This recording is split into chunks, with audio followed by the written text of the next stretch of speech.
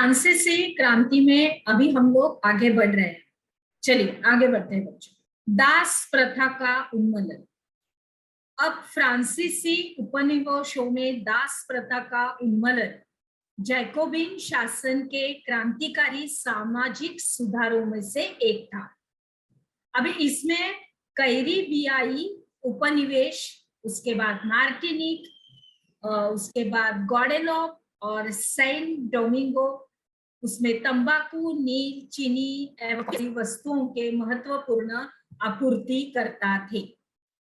अभी अपरिचित एवं दूर देश जाने और काम करने के प्रति यूरोपियों की अनिच्छा का मतलब था कि बागानों में श्रम की कमी। अभी इस कमी को यूरोप, अफ्रीका एवं अमेरिका के बीच जैसे त्रिकोणीय दास व्यापार द्वारा पूरा किया गया। अभी दास व्यापार 17वीं शताब्दी में शुरू हुआ था। अभी फ्रांसीसी सौदागर बोर्दे या नान्ते बंदरगाह, जो बंदरगाह था, वो बंदरगाह से अफ्रीका तट पर जहाज ले जाते थे।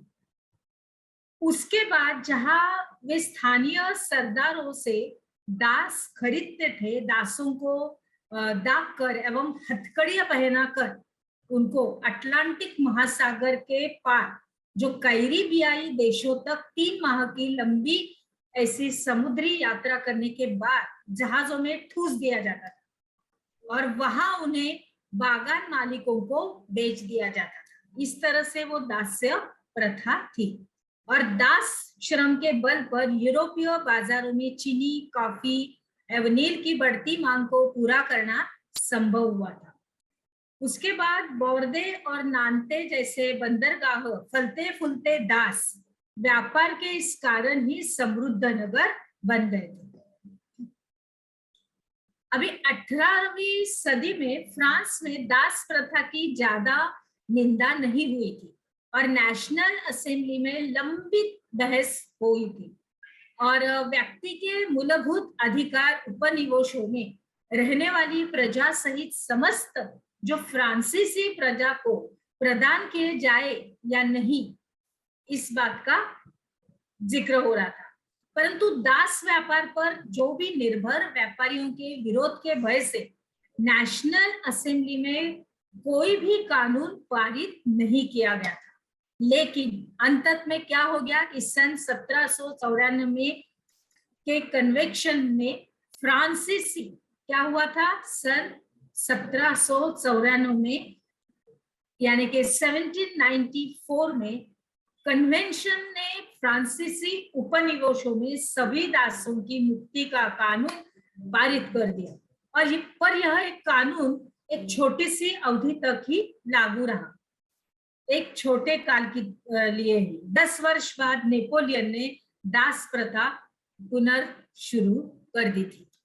बागान मालिकों को अपने आर्थिक हित साधने के लिए अफ्रीकी निग्रो लोगों को गुलाम बनाने की स्वतंत्रता मिल गई और फ्रांसीसी उपनिवेशों से अंतिम रूप से दास प्रथा का उन्मूलन 1800 अंतिम रूप से दास प्रथा का यानी कि फ्रांसीसी उपनिवेशों से अंतिम रूप से दास प्रथा का उन्मूलन 1848 में किया गया। आगे बढ़ते हैं बच्चों।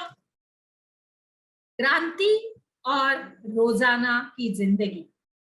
अभी बास्तिल के पूरे विध्वंस के बाद 1789 में कि जो गर्मियों में जो सबसे महत्वपूर्ण कानून अस्तित्व में आया वह था सेंसरशिप की समाप्ति, यानी प्राचीन राजतंत्र के अंतर्गत तमाम लिखित सामग्री और सांस्कृतिक गतिविधियों जैसे किताब है, अखबार है, नाटक, इसमें से राजा के सेंसर अधिकारियों द्वारा पास किए जाने के बाद ही प्रकाशित या मंचित किया जा सकता था। परंतु क्या हुआ था, अब अधिकारों के घोषणा पत्र ने भाषण एवं अभिव्यक्ति की स्वतंत्रता को नैसर्गिक अधिकार घोषित कर दिया और इसका परिणाम क्या हो गया कि फ्रांस के शहरों में जो अखबार थे जो पर्चे थे, जो पुस्तक एवं छपी हुई तस्वीरों की बाढ़ जैसे आ गई, और जहां से वह तेजी से गांव और देहात तक जा पहुंची, और उनमें से फ्रांस में घट रही घटनाओं एवं परिवर्तनों का ये जो ब्यौरा और उन पर टिप्पणी होती थी।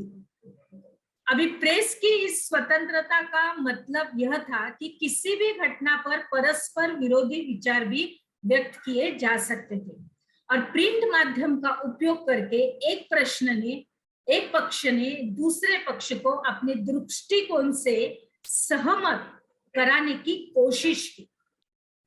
अभी नाटक, संगीत और उत्सवी जुलूसों में असंख्य लोग जाने लगे थे। जैसे स्वतंत्रता और न्याय के बारे में राजनीतिज्ञों और दार्शनिकों के पांडित्य को पूर्ण लेखक को समझने और उनसे जुड़ जाने का यह लोकप्रिय तरीका था, क्योंकि किताबों को पढ़ना तो मुट्ठी भर शिक्षितों के लिए ही संभव था।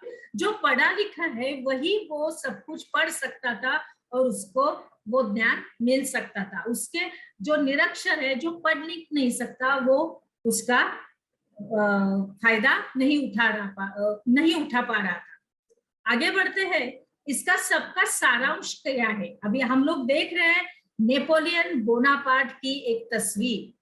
1804 में नेपोलियन बोनापार्ट ने खुद को फ्रांस का सम्राट घोषित कर दिया था, और उसने क्या किया कि पड़ोस के जितने भी यूरोपीय देशों की विजयी यात्रा करनी उसने शुरू की।